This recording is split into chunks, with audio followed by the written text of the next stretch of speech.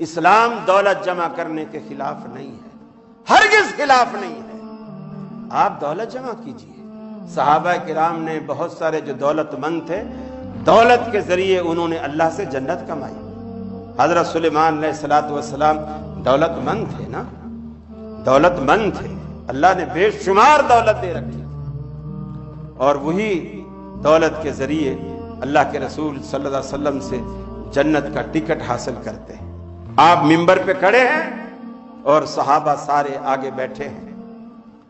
ایک غزوے کے لیے، غالباً غزوہ تبوک تھا، آپ نے اس کے لیے کہا کہ ہمیں اس کے لیے مال و متاع چاہیے۔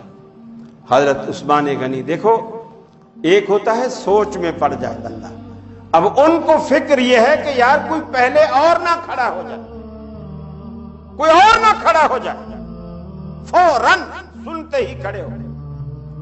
یا رسول اللہ 100 اونٹ دوں گا اور ساز و سامان سے لدے ہوئے دوں گا اور بمائے سوار کے دوں گا، گویا 100 فوجی بھی تمہیں مل جائے گا اور راشن بھی اونٹ لدے ہوئے مل جائیں گے اور اونٹ بطور سواری کے بھی مل جائیں گے 100۔ آپ نے فرمایا یہ کم ہے، مجھے اور چاہیے، مجھے اور چاہیے۔ پھر یہ نہیں کہ اگر اور چاہیے تو ہاں بھائی کوئی اور، جیسے ہمارے ہاں رواج ہے نا، ہاں بھائی ادھر سے تو انہوں نے اعلان کر دیا، ادھر والوں نے اعلان نہیں کیا، ادھر والوں نے اعلان نہیں کیا۔ رسول اللہ صلی اللہ علیہ وسلم کو یہ نہیں کہنا پڑ رہا، آپ فرماتے ہیں مجھے اور چاہیے۔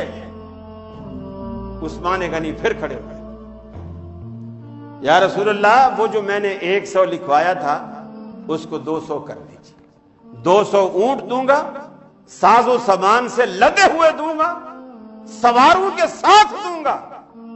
بیٹھ۔ اللہ کے رسول نے پھر فرمایا مجھے اس سے زیادہ چاہیے، اس سے زیادہ چاہیے۔ کسی کو موقع نہیں دیا، تیسری مرتبہ فوراً کھڑے ہو گئے۔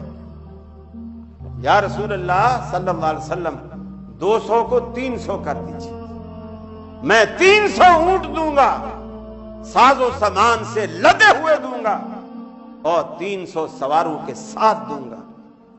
اب اللہ کے رسول صلی اللہ علیہ وسلم کا چہرہ صحابہ بیان کرتے ہیں خوشی سے ایسے جگمگایا جیسے 14ویں کی رات کو 14ویں کا چاند بادلوں سے باہر آتا ہے اور کس قدر حسین منظر پیش کرتا ہے۔ اللہ کے رسول کا چہرہ خوشی سے ایسے کھل کھلایا۔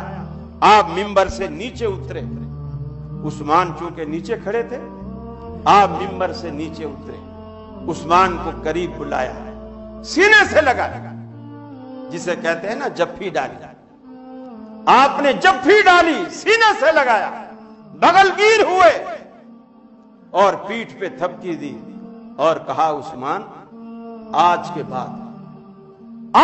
بعد اگر تو دنیا میں کوئی بھی نیکی نہ کرے، کوئی بھی نیکی نہ کرے، اللہ کا رسول گارنٹی دے رہا ہے تو یقیناً اللہ کی وحی سے دے رہا ہے، آج کے بعد کوئی بھی نیکی نہ کرے، نہ روزہ رکھے، نہ نماز پڑھے، نہ حج کرے، نہ زکات دے، تیرے جنت میں جانے کے لیے یہی کافی ہے جو تو نے آج کیا، تیرے جنت میں جانے کے لیے یہی کافی ہے جو تو نے آج کیا۔